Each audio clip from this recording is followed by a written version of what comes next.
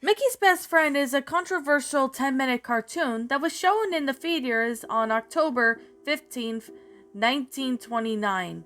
It was later banned after it wasn't allowed to be shown again, due to its history of kids requiring the constant attention after viewing the content. The cartoon was animated by Liberal Works, with the music composed by Carl Stalling. It wasn't available to anyone who wants to complete their collection of classic Mickey cartoons. It was originally meant to be a Halloween-related short, which involves Mickey and Eustace, an anthropomorphic dog character.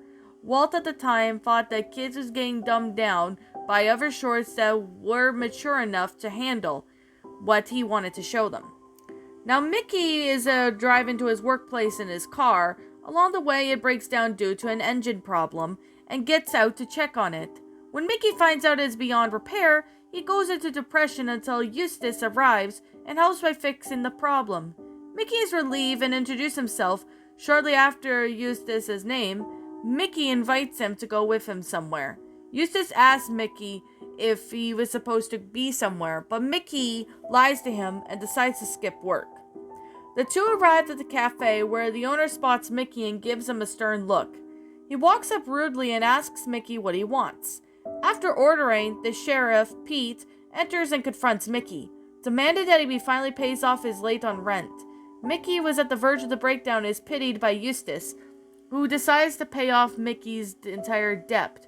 The sheriff laughs and warns Eustace about telling him that Mickey will only cause trouble before leaving the scene. Mickey is relieved that he's off the hook and hugs Eustace in joy. Mickey leaves the cafe with Eustace and begins to introduce his new friend to the local residents throughout a bunch of different scenes. They don't care and walk off. The last resident they spoke to chuckles for a bit and warns Eustace that he should be careful around that mouse. Eustace, however, tries to get an explanation on why that person holds a grudge, but the resident is nowhere to be seen after his warning. Eustace asks Mickey why he's smiling after the reception that he got, and Mickey admits to Eustace that he hasn't had friends before, and that Eustace was his first pal. Eustace feels bad and seems to be hiding something with a guilty expression. Mickey and Eustace is in a bunch of quick scenes, stop by a theater, play a game, and then at top of the mountain, viewing the scenery. Afterwards, Mickey is shown with Eustace in his home in hopes that he'll live with him. It's where Eustace feels bad for the mouse, but finally admits that he has to leave. Mickey is shocked and assumes that it's a betrayal of like the other relationships he's ever had. Eustace tells Mickey that he isn't pleased by the town, especially with the residents that is going on and to his search elsewhere. He then apologizes to Mickey and gives a few encouraging words before finally heading out the door. Mickey rushes to grab Eustace by the leg and pleads to stay, but Eustace shakes off his head. And of course, Mickey decides that he can't lose his only friend and knocks him out with a rock, which was found on the ground. The next scene shows Mickey walking down the stairs towards his basement. He turns on the lights where Eustace tied onto an operating table, and Eustace is still unconscious. Mickey begins to sob and act apologetic. He then talks to Eustace through his fate, telling him that it has to be this way. He constantly shouts that he can't be alone anymore and finally gets a knife from under the operating table and begins to work off of him off screen. After Eustace finally awakes, it is revealed that he's no longer anthropomorphic but a real dog. He begins to freak out and make only barks. During the freak out, it switches to first person mode and we see Mickey entering the room. Eustace no longer seems to be scared of the moment and sets his sight on Mickey. Through the mouse, he feels that Mickey and he pounces to lick him. Mickey tells Eustace that nobody will ever know about this and that it will be their internal secret. He tells Eustace that he will be known as Pluto until they part. That scene then switches to Mickey's home and zooms out. The sheriff's laughter can be heard along with the resident who warned Eustace about Mickey in the first place. Walt Disney was inspired to make a Halloween-themed short about the beloved mouse. The characters were created and made up on the spot, which would later become official characters.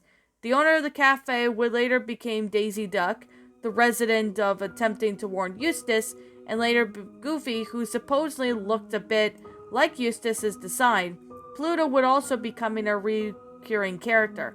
but any connection Eustace had mentioned, it works feels a bit disgusted during the final portion of the cartoon and demands the operation scene would get censored. But Walt had no choice but to give in to their demands. Production of the cartoon was delayed due to the many workers in Earworks feeling uneased about Eustace after their reading script. Production was very slow due to employees not wanting really to finish the cartoon. There was also a undisclosed budget that would also be due to the animators demanding a higher pay for making something out of the comfort zone, especially a kids' cartoon. It took them a few months to finish the production. A lot of outrage and controversy stirred over the cartoon after it got released to feeders. It was the opposite of what Walt wanted. People had claimed that their children couldn't sleep at night and would get nightmares involving getting operated by Mickey. It would be even cause the children who were young to constant attention because they don't want to be left alone, especially at night. Due to this, parents wanted to press charges over the content. Walt had decided to destroy any copy of cartoon he could find across, attempt to hide his failures. A few have pointed out that Eustace looks similar to Goofy, and some have said that Eustace's features later on would be given more of a clumsy Goofy. After multiple viewings, some have even talked about the anthropomorphic characters being considered normal perfect beings, with the ferals, who are considered mentally disabled, are kept as pets and mostly restrained due to how dangerous they can be. While there was no connections to Eustace in the future cartoons, Mickey, on the other hand, gets extremely worried when Pluto runs off, or gets lost and will even have to try to risk his life in order to save his best friend. This is the only connection from Mickey's best friend, is shown in the other cartoons. There used to be other particular site that showed screenshots of the short Mickey's Best Friend, but it is no longer accessible, and the site can no longer be found, and seems like it has vanished. Most of the writers of this short are now deceased, mostly due to old age, but back when they were around, they didn't want to mention of this cartoon. Some have said that this was due to guilt. And that, my little pretties, was Mickey's Best Friend, a Disney creepypasta. My final thoughts on the story?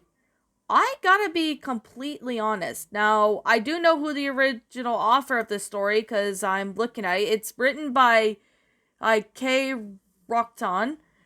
My final thoughts on this story? It's a really good creepypasta. I'm not gonna lie. This pasta was actually a really well made in detail. It's a pretty good creepypasta in that. Like, I kind of remembered, hearing so many narrations of this story. Like, I think one of them being, by Mr. Creepypasta, and then, That Creepy Reading did this story. So many other people have narrated this. And yeah, Andal also had narrated this story as well. So when I saw this story, I honestly really wanted to sit there and, narrate this for a while. I just haven't had time or something. But I finally had the time to sit there and narrate this. This is actually a really well made story. I gotta be honest, Disney has done, a lot of different things. Seeing the operation being put on Eustace and all that, obviously it's censored because they don't want to traumatize kids. But I could really believe that this episode did traumatize some kids and why it was banned, which this is all very believable. I can definitely say it's all very believable as the author put his or her time and effort into making this story.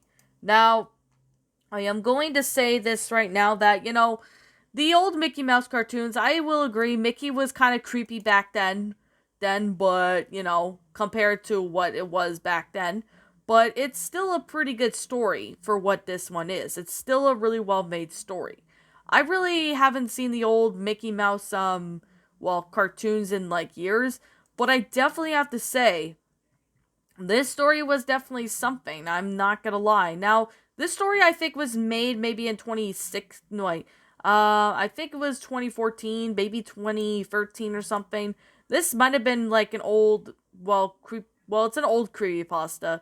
I'm not gonna lie. It's a pretty good, and it's an old creepypasta at that. So I definitely have to say it's a pretty good concept for what this one is. I really have to say. Now, I do like the fact that, there's a lot of believability as to why Mickey did the things he did, which I'm gonna say is actually believable.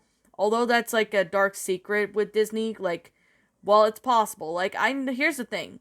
Disney does a lot of weird things when it comes to, these pastas. Like, I really have to say, Disney has done, a bunch of different things when it came to, this story. Mickey Mouse is actually one of the popular things that a lot of people really liked. And, I'm gonna say so many, pastas have done this before, like a lot of Disney ones. Now, I'm gonna be honest, everything that is described in there, this is not completely out of the ordinary for Disney to do something like this. Disney has done a lot of weird things at times. And even in the past, they still do these weird things. Like Mickey Mouse sitting there, turning Eustace into Pluto. This is actually pretty believable. Like, I'm not gonna lie, this is actually very believable and well made. I definitely have to say that I really do like how this went out. It's a pretty good story for how this is explained in that. Now, I haven't seen, well, this cartoon in like the old Mickey cartoon. I think the last time I watched it was when I was younger. I wasn't really that interested in it for some reason, but now I really like how this went out. It's a pretty good pasta for what this is. I really do like how this went out. It's a pretty good story. I'm not gonna lie. This one, I have to say, was actually really good. Like, I really do appreciate that the grammar in this story is really well made in detail. The sentence structuring was good, and the storyline was actually believable. Now, I could picture this as something being believable. And I'm not gonna lie, this is actually very believable. I really have to say, this story actually has a lot of believability regarding, what's going on in this story. I was really surprised when I heard narrations of this story. Like, I heard so many narrations of this story online, I really decided to give it a go. Now, I recommend Shadow Reader checks out this story. Maybe he might check it out maybe in the future if he gets the opportunity. I highly recommend he does, because this is actually really amazing. Really amazing, well done story. I don't really have anything that I don't like about this story. I can't really point my finger at it. I definitely have to say it's still a pretty good story. Like, I really like how everything went out. It was believable, really well made, and I really found this to be enjoyable. Now, this is actually one of the better, Lost Episode creepypastas back before, creepypasta cliches become, repetitive in that. But I definitely have to say it's a pretty well made story. It's amazing. I really do find this one to be an enjoyable creepypasta. Now, like I'm always gonna say, and like I always continue to say, this is simply my own personal opinion, and if you happen to disagree with me, that's fine too.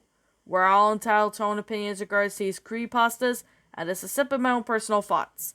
My final rating of this story, I'm gonna say it gets a 10 out of 10. A pretty good creepypasta. It was really well made in detail. I really do find this to be enjoyable, really fun to narrate, and it's a pretty good Mickey Mouse creepypasta. And to the author, it's KRokon or something. Awesome job with this story. You did amazing. So to the author, you did amazing job with this story. So, anyways, with that being the case, that being said, what did you guys think about this creepypasta? Did you all enjoy it? Did you not? Also, what we have done personally to help make this story a lot better? Feel free to leave me know what your thoughts are down in the comment section down below. I'm the Queen of Lions. Thank you so much for watching today's episode, and if you're new to my channel, or happen to be brand new here on this channel, be sure to like, comment, and subscribe, because I make brand new videos every single day. Don't forget to ring the notification bells to when I upload, so you guys will not miss an upload. And as always, please roll the outro, because I'm out.